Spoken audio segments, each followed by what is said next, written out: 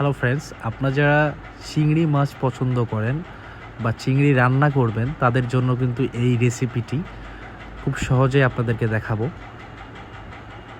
প্রথমত সকল ধরনের মশলা, পেঁয়াজ কাটা, আদা বাটা, রসুন বাটা, গুঁড়া মরিচ, লবণ, হলুদ দিয়ে তেল দিয়ে আমরা কিন্তু কড়াইটা ভালো করে মিক্সড করব।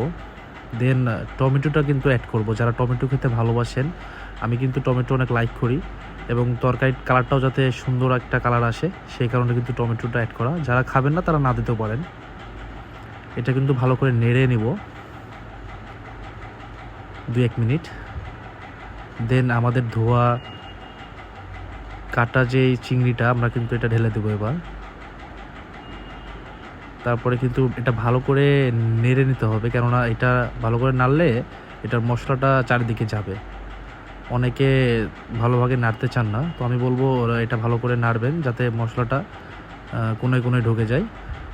খেতে কিন্তু অনেক টেস্টি হবে। এটা 2-1 মিনিট এভাবে কষাই নেবেন।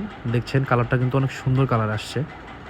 সো এবার কিন্তু পানি দিয়ে দেবো এটা সিদ্ধ করার জন্য। যারা পানি তরকারিতে ঝোল কম চান তারা কিন্তু পানি কম দিতেও পারেন।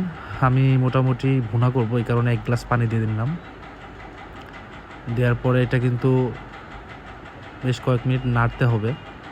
ভালো করে নাড়লে জিনিসটা মশলাটা ফ্লেভারটা আসবে। সুন্দর করে নেড়ে নেবেন ভালো করে। তারপরে কিন্তু এটা ঢেকে দিব। সো দেখতে পাচ্ছেন এটা কিন্তু ঢেকে দিচ্ছি।